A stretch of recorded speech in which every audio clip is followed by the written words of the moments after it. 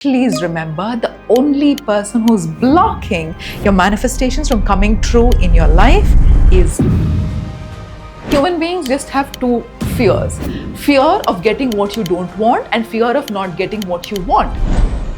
Why do you think you have an obsession about your ex-partner? Why do you think you keep running back to the same ex-partner again and again, though you know it was toxic for you? You beg them, you plead them, you try to manipulate them, you just let go of all your boundaries.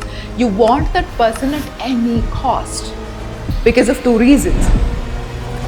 If there is any kind of a pain that comes out, it's a beautiful opportunity and gateway for you to heal that part so that you can raise your vibration.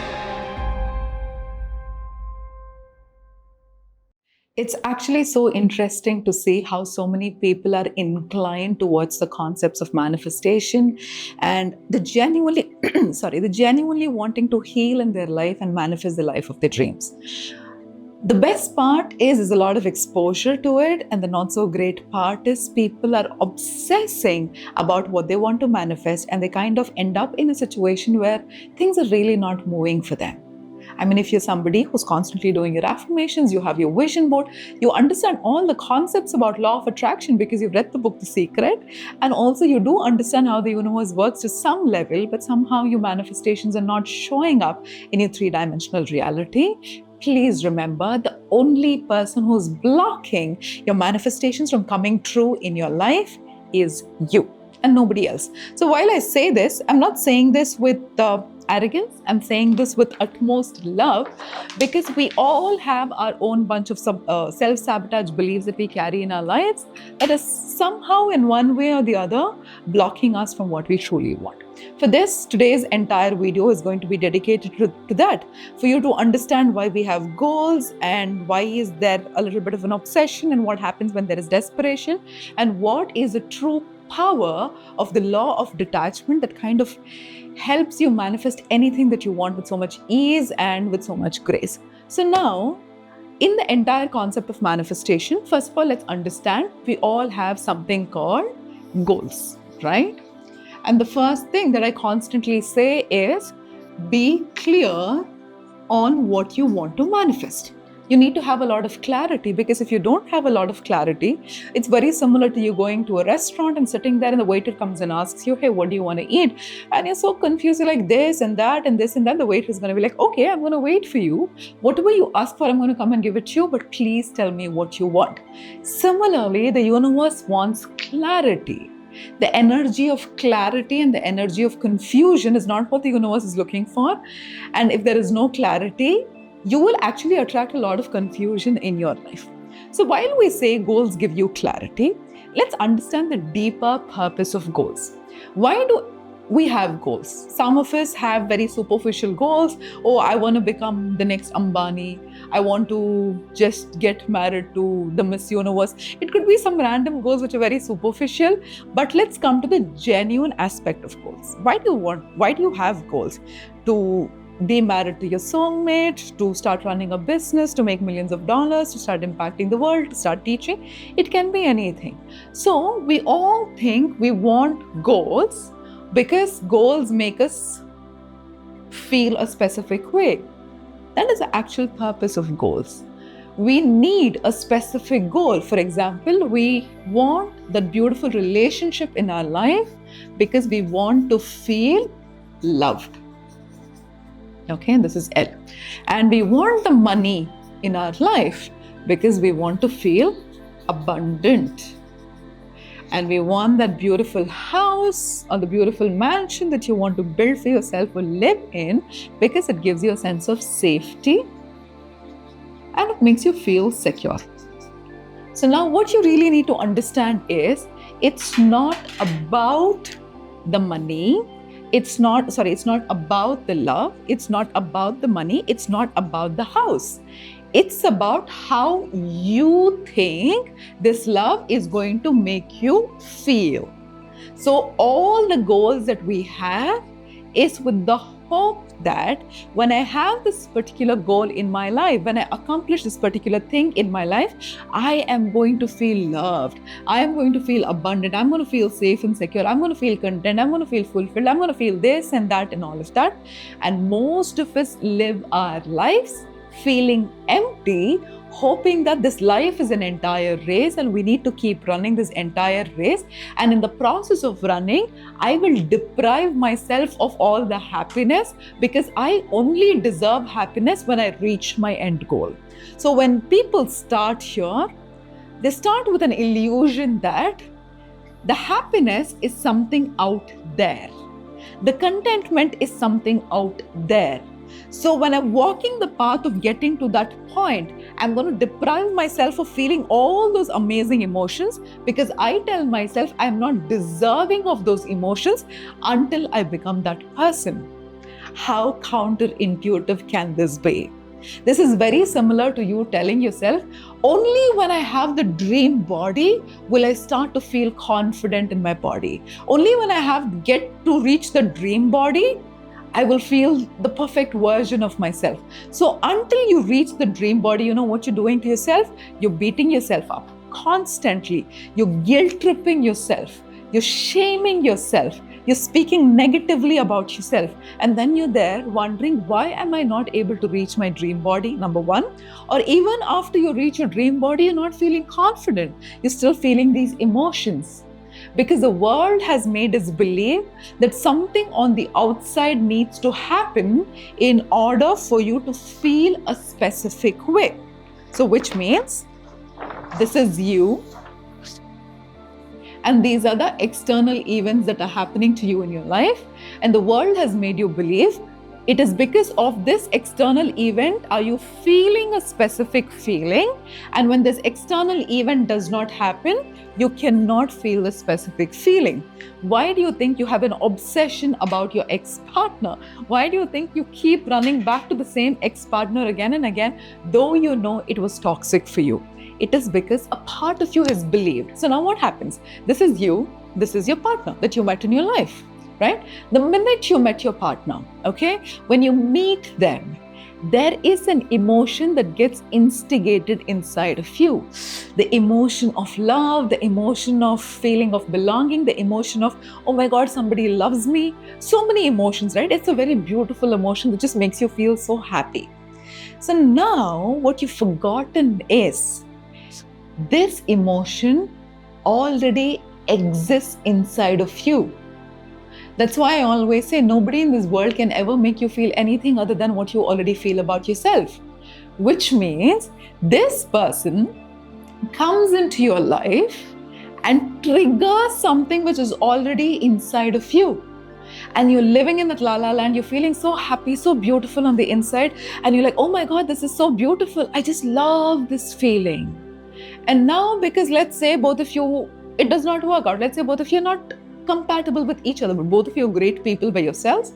You're not compatible with each other. Now, when this person goes, you think, I'm going to miss that person.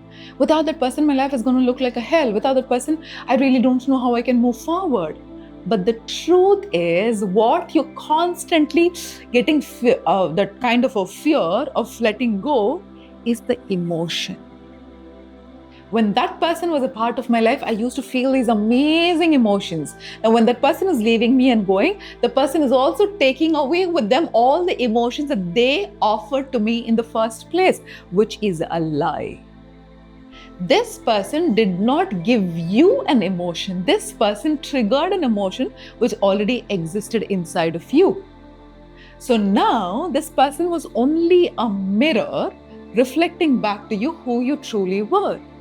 So now let's say scenario one. Scenario one, you think this emotion can be given to you only by this person because this person has some special powers with them that they're able to give you that emotion.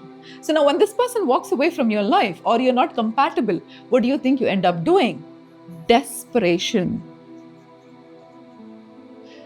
You beg them, you plead them, you try to manipulate them, you just let go of all your boundaries. You want that person at any cost because of two reasons.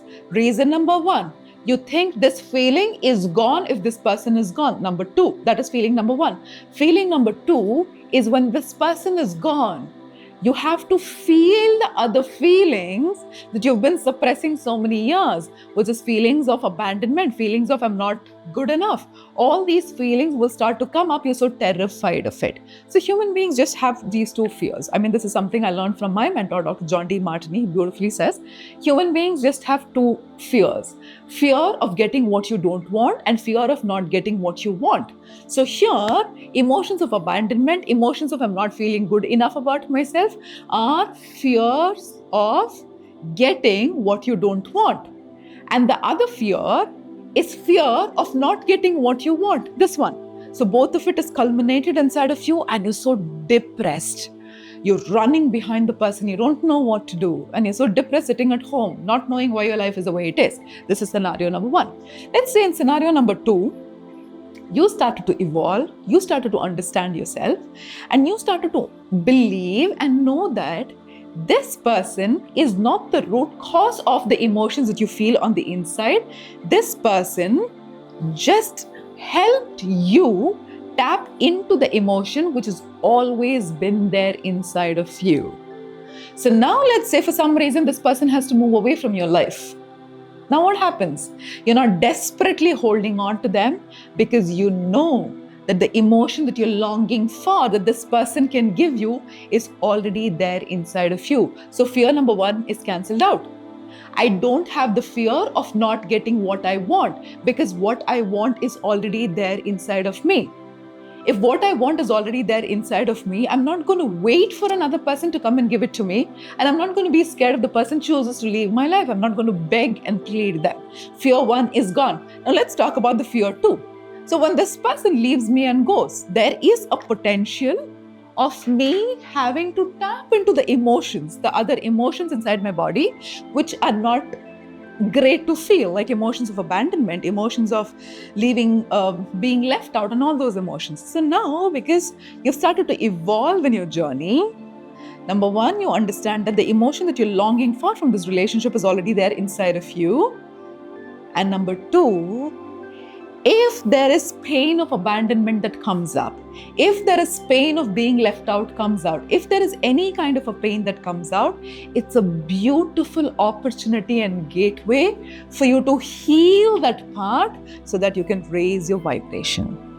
So the external situation in scenario one and scenario two is just the same. The only thing that is different is how you view yourself, your realization of the consciousness, knowing that the emotion that you want, whatever you want to feel, is already there inside of you. That is what Rumi beautifully says. What you seek is seeking you, and what you seek is within you. That is my connotation to that. What you seek is within you. So now think about your goals.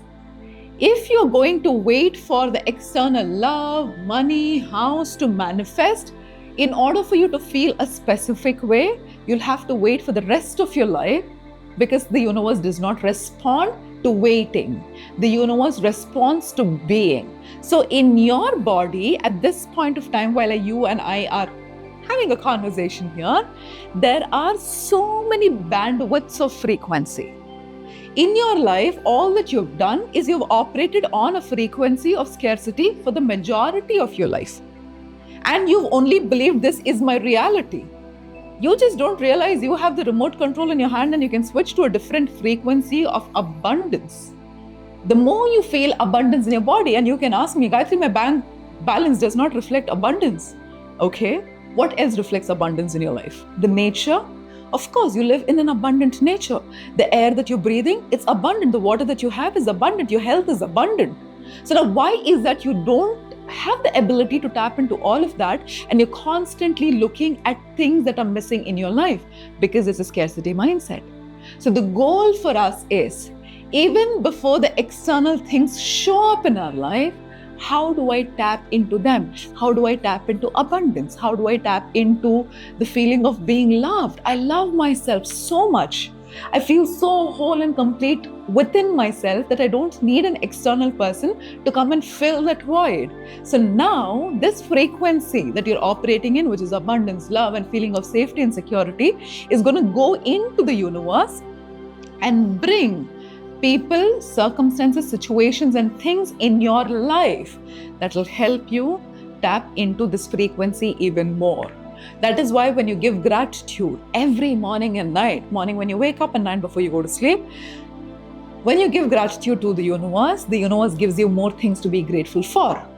When you're cribbing and complaining to the universe as to why the hell is my life the way it is right now, and you're operating from a space of scarcity and lack, the universe has no two ways but to give you back more of what you're feeling. The universe is not listening to your language. The universe is listening to your emotion, your feeling. That feeling is traveling in the universe, and the universe understands, hey, this is a frequency of lack. Let me give them more lack. Or this is a frequency of abundance. Let me give them more opportunities where they feel more abundant. So you are the only person who's blocking your entire game of manifestation, because manifestation is a natural process. Like how you and I are breathing right now to live and to be alive, manifestation is just happening so beautifully. It is responding, the universe is responding to our frequency and our energy, not just to the fabricated and the sugar-coated words that we say out.